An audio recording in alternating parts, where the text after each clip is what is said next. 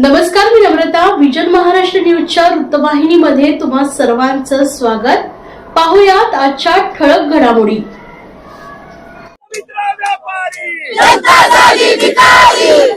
नमस्कार, मी नम्रता. Vision Maharashtra news मध्ये तुम्हा सर्वांचं स्वागत. ठाण्यातील वागळे इस्टेट येथील महावितरण कार्यालय येथून आपण लाईव्ह दृश्य पाहत आहोत. मनसेचे नेते अविनाश जाधव यांच्या मार्गदर्शनाखाली स्मार्ट मीटर विरोधात आज मनसैनिक या ठिकाणी आंदोलन करताना आपल्याला पाहायला मिळत आहे. स्मार्ट मीटरच्या विरोधात आज मनसे आक्रमक झाल्याचं आपल्याला पाहायला मिळत आहे. स्मार्ट मीटरचा हल्ला मारे ग्राहकांच्या खिशांवर डल्ला अशा आशयाचे बॅनर किंवा फलक जे आहेत ते आपल्याला पाहायला मिळत आहेत.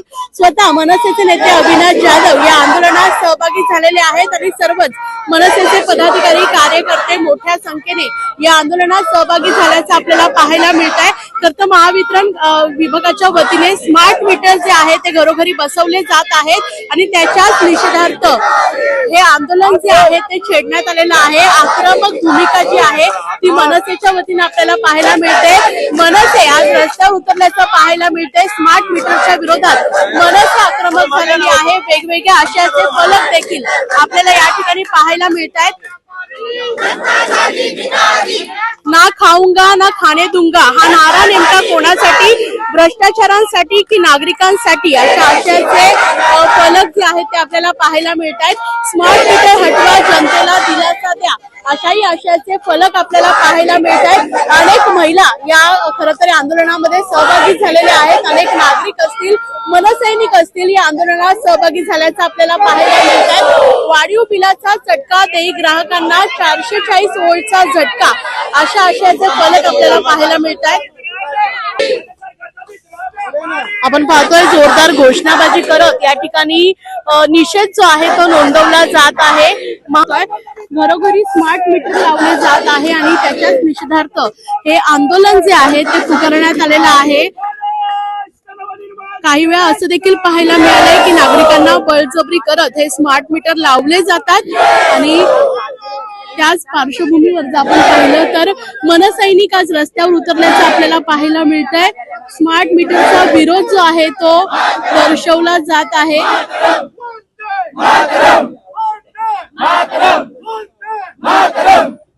मनसेचे नेते अविनाश जाधव हे स्वतः या ठिकाणी आंदोलनात सहभागी झालेले आहेत. जोरदार घोषणाबाजी करत खरं तर निषेध नोंदवताना पाहायला मिळत आहे.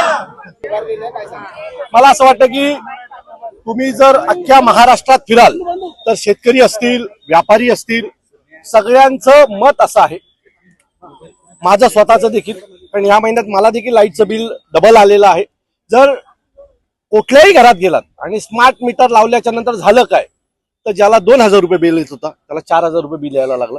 ज्याला 5000 रुपये बिल येत होतं त्याला 10000 रुपये बिल यायला लागलं. ज्याला 10000 रुपये बिल यायचं ज्या व्यापाऱ्याला त्याला 20000 रुपये बिल यायला लागलं.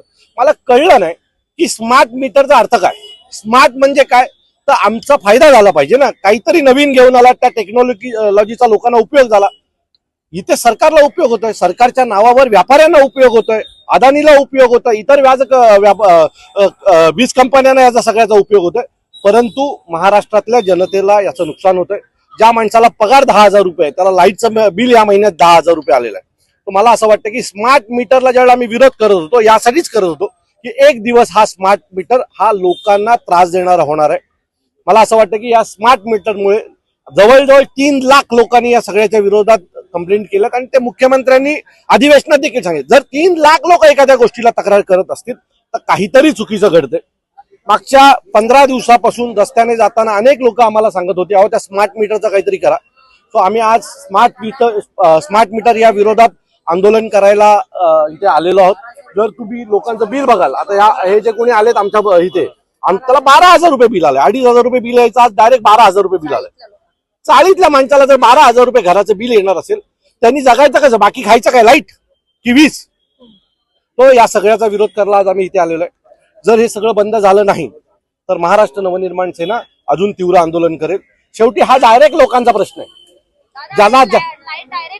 ज्यांना 10000 रुपये बिल आहे, ज्यांना 10000 रुपये पगार आहे, त्यांना जाऊन विचारा की ते घरी जेवणार आहेत, मुलांची फी भरणार आहेत की लाईटचं बिल भरणार आहेत.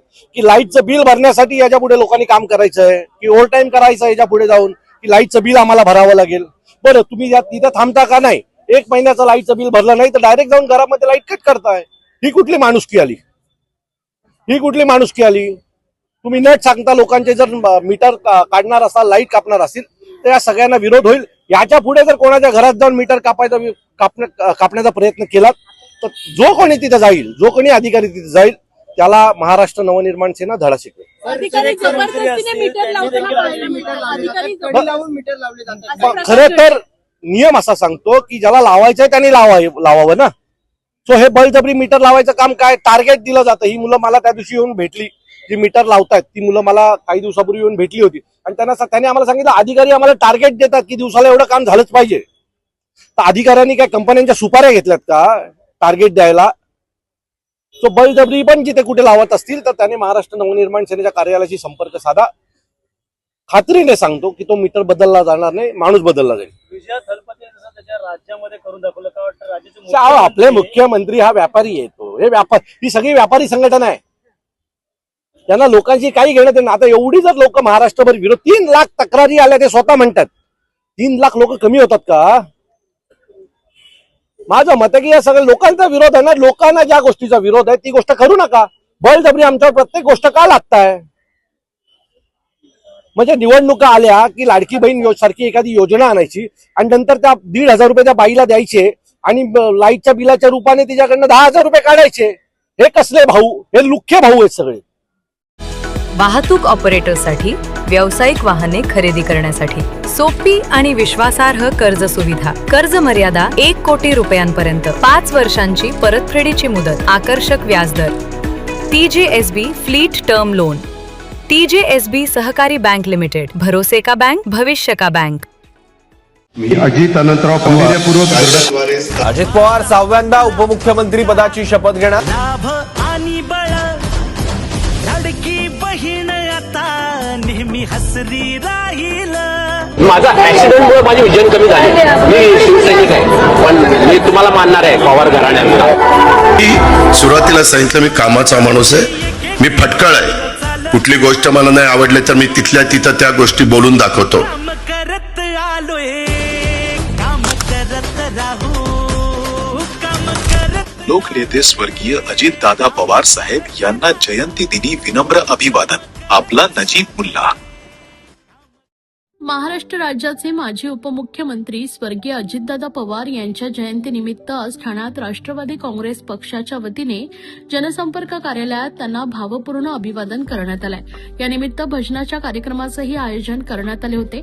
ठाण्यातील फ्लॉवर व्हॅली परिसरातील राष्ट्रवादी काँग्रेसच्या जनसंपर्क कार्यालयात राष्ट्रवादी काँग्रेस पक्षाचे अध्यक्ष व माजी उपमुख्यमंत्री स्वर्गीय अजितदादा पवार यांच्या जयंतीनिमित्त अभिवादनाचा कार्यक्रम पार पडलाय. यावेळी स्वर्गीय अजितदादा पवार यांच्या प्रतिमेला पुष्पहार अर्पण करून त्यांच्या कार्याचा गौरव करण्यात आला. जयंतीनिमित्त आयोजित भजन कार्यक्रमात कार्यकर्त्यांनी उत्स्फूर्त सहभाग घेतलाय. तसेच उपस्थित पदाधिकाऱ्यांनी अजितदादा पवार यांच्या नेतृत्व गुणांना, विकासाभिमुख कार्यपद्धतीला आणि शेतकरी हिताच्या भूमिकेला उजाळा देत त्यांना भावपूर्ण अभिवादन केलंय. यावेळी माजी खासदार आनंद परांजपे, राष्ट्रवादी काँग्रेसचे नगरसेवक पदाधिकारी सुहास देसाई, प्रभाकर सावंत, युवक अध्यक्ष वीरू वाघमारे, महिला अध्यक्षा वनिताताई गोदपगार, युवक सचिव मोहसिन शेख, रवी पालव, आशिष गिरी, झिया शेख यांच्यासह राष्ट्रवादी काँग्रेस पक्षाचे पदाधिकारी व सर्वपक्षीय नेते, कार्यकर्ते मोठ्या संख्येने उपस्थित होते. यावेळी शिवसेनेचे नेते व माजी खासदार आनंद परांजपे, नगरसेवक सुहास देसाई व युवक अध्यक्ष वीरू वाघमारे यांनी प्रसारमाध्यमांशी बोलताना अजितदादा पवार यांच्या प्रती आपल्या भावना व्यक्त केल्या आहेत. खरं तर आजही विश्वास होत नाही की असा कधी प्रसंग आमच्या कार्यकर्त्यांवर येईल.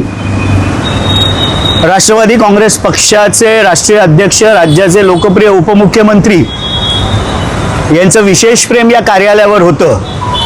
महाराष्ट्रातलं पहिलं कार्यालयचं उद्घाटन त्यांच्या हस्ते झालं होतं आणि माझे सहकारी नजीब मुल्ला, सरचिटणीस अल्पसंख्याक समाजाचे निरीक्षक यांच्या पुढाकाराने आणि राष्ट्रवादीचे सर्व आम्ही पदाधिकारी, आज गोदपगारताई आहेत, सुहास देसाई आहे, काका आहे, रवी पालवे, मोहसिन आहे, आशिष गिरी आहे, टकी चोलकर आहेत, सर्वच पदाधिकाऱ्यांनी जोशामध्ये 9 ऑगस्ट 2023ला या कार्यालयाचं उद्घाटन आम्ही केलं.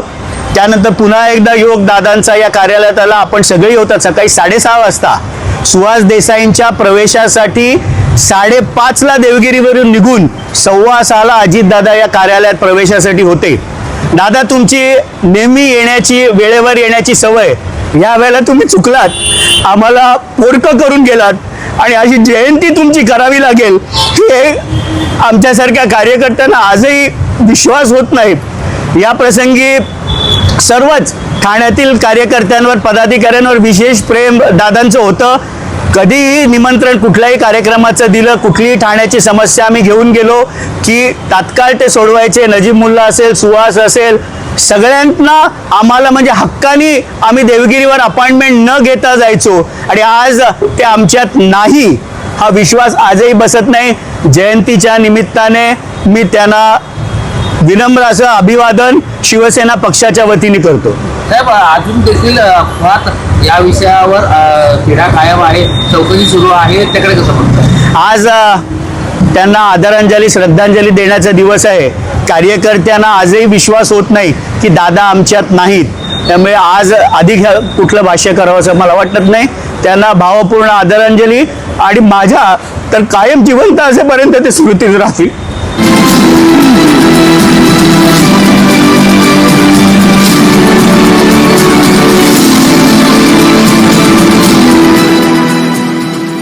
कल्याण तालुक्यातील मिंडा कंपनीतील वरिष्ठ कर्मचाऱ्याच्या हत्येचा उलगडा ठाणे ग्रामीण पोलिसांनी अवघ्या 72 तासात करत 2 कनिष्ठ कर्मचाऱ्यांना अटक केली. या प्रकरणातील आरोपींना न्यायालयानं 24 जुलै 2026 पर्यंत पोलीस कोठडी सुनावले.